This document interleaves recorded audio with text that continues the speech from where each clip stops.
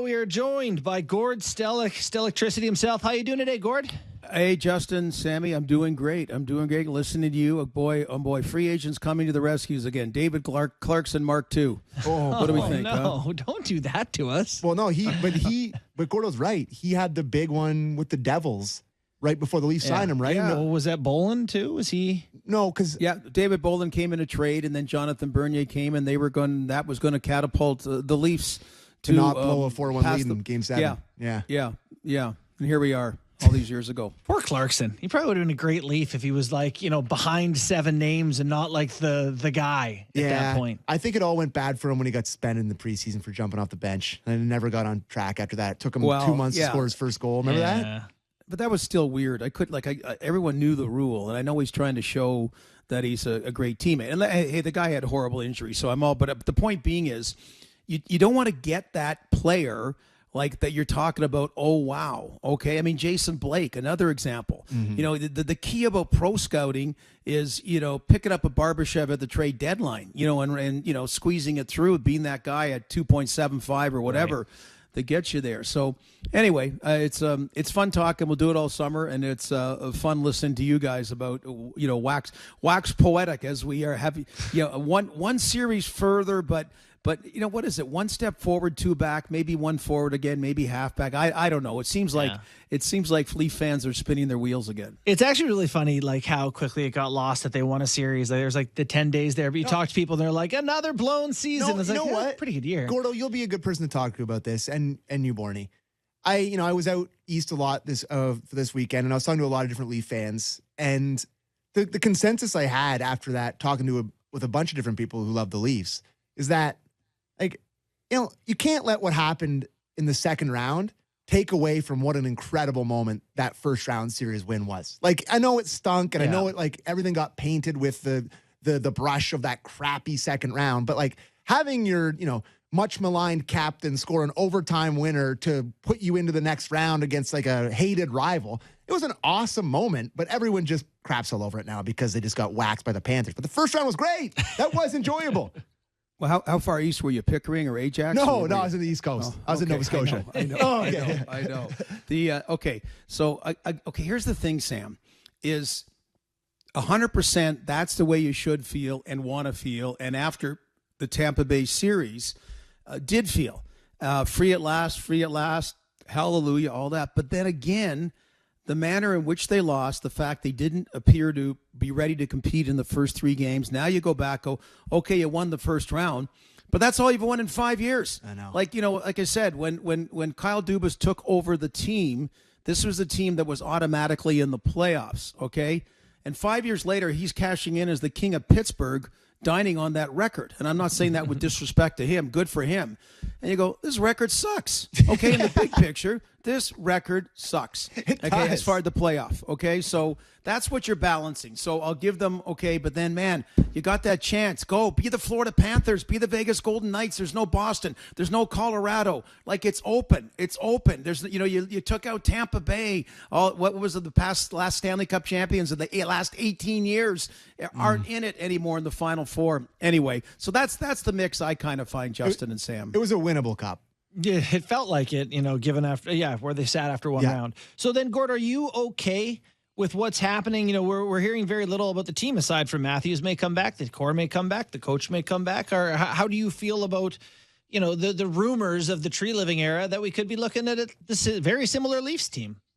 Well, okay, when's the last big trade? Like a real hockey trade? Tuukka Rask for Andrew Raycroft, maybe? Which didn't go well. I mean, the Dion Phaneuf deal from Calgary, Jake Muzzin wasn't a big deal. Jack Campbell wasn't a big deal. The Chicago trades, these are good trades. Don't get me wrong. I'm saying there's certain of these trades that were good, certain that maybe not so good. So there's a kind of, it's harder to do it now, with the salary cap. But, they went and did as big a move as you could with John Tavares. That's as big an off-season move as you could do in the last decade, and the Toronto Maple Leafs did it. So, again, I know Kyper disagrees vehemently. I am okay about it's not like you're looking for the same result at the end, but you cannot trade Austin Matthews. You cannot trade Mitch Marner. These are truly, truly special players. This is a great regular season team. Okay, and so by blowing it all up, okay, you have a team that can't compete in the playoffs and now won't make the playoffs. Like, we're not ready for a rebuild. These mini blow-ups aren't good ideas. Okay, so all I can say is I know Brad Treliving had a predisposition to defense first when he made deals or signings in Calgary. And that's the way this wasn't built for whatever reasons, because the elite players were forward. So I'm interested in whatever tinkering he can do. Him being in charge, I'm fine. I mean, Kyle was going to be in charge. He got offered the job. So, I mean, I don't think there was going to be any like, tell me what you're going to get back. You don't need to get rid of trade William Nylander just to prove something. What are you going to get a quality defenseman back? Never mind a bunch of futures. You don't want futures now. You don't have futures, I know, but you don't want them right now. You got 1 or 2 more years or whatever that you got to go for it. Yeah, the future is now. Now is the time. This is when you're supposed to be. It's been now. Yeah, it's been now. It's been now for 7 years. Now it's really now. Double dog dare it's now. Triple now. Yeah. So, Gordo, then, there's a lot of turnover ahead on this roster, right? Like, there's 9 or 10 UFAs at the bottom half of the Leafs roster. Like, so Treliving has a real chance to put his own stamp on this without trading one of the core fours. Like, what direction do you want him to go in? Because they've tried all the different types of bottom sixes and different guys to mix in, like the speed. They tried the veterans. They tried a little bit of grittiness this year. Like, which direction do you want him to go in? Well, I mean, and it's funny because one of the guys that hadn't done in the past, Kerfoot, came up with a big goal, but in the playoffs. But he's not a guy you're going to have back. So and it seemed, and again, that's what's more disappointing about it, because again, they seem to check all the boxes at the trade deadline with those third and fourth line acquisitions. And this isn't on the third and fourth line, why they didn't get by the Florida Panthers. But what was it about the Panthers' third and fourth line that, competed at a certain level? I mean, this is where your pro scouts come into play, and this is the whole thing about identifying certain players. I mean, Corey Perry's that great example. I'm not saying go get Corey Perry, but there was plenty. It showed there was more lemon to squeeze in Corey Perry the last 4 years. And, and who are those kind of equivalents as veteran players? Who is a player not getting a role commensurate with what you think that his playing abilities are that maybe you can bring? It's not Dennis Mulligan, okay? And I'm not dumping on trying things. There's ones that didn't work out. There's not enough that worked, though. There's more to me that, again, over the last 5 years that didn't work out than worked. You never got back for cap reasons to Zach Hyman and Connor Brown and, and those kind of guys. And, so that's a problem. Here you are 5 years later, and you're probably weaker depth-wise. So, Gord, take us behind the scenes a little bit, like with the front office and how it works. I want to get a sense for what is happening with the Leafs front office currently, in the sense of there's relationships at play. Kyle Dubas has left. They aren't naming a GM in Pittsburgh until they have an AGM. They seem to know who the GM is.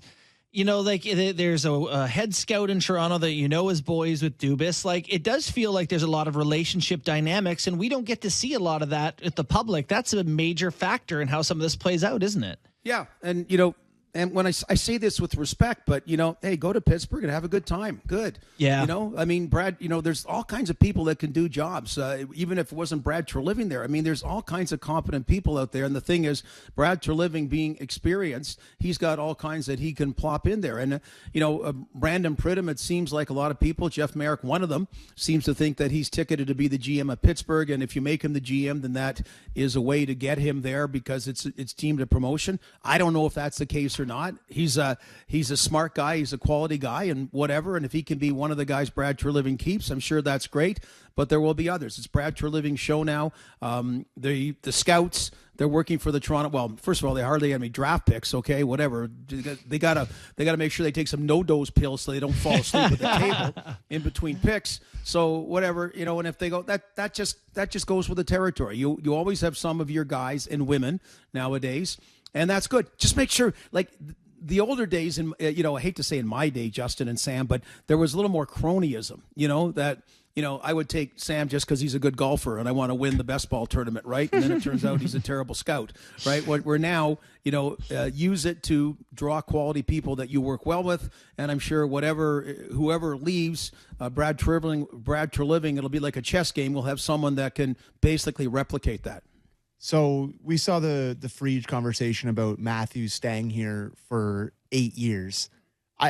I'm just wondering what that can do for the reputation of not only Matthews in this city, but Treliving. Like, that seems like a massively mutual beneficial thing for both of those guys if they do get an 8-year contract extension done. Yeah, well, keep in mind, the player signs for 8 years. Jack Eichel was in Buffalo for 8 years, and, stuff can change. We always know that. And I know you know that as well.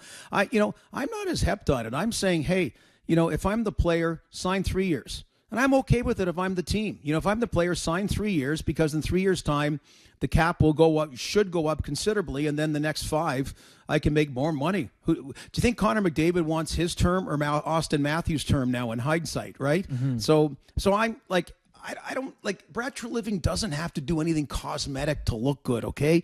And so if Austin Matthews signs for 3 years or 8 years, I'm fine with it. Austin Matthews, I want him on my team. I want him on my team at this level that he's playing. Like, if he signs for 3, that means he's here for 4.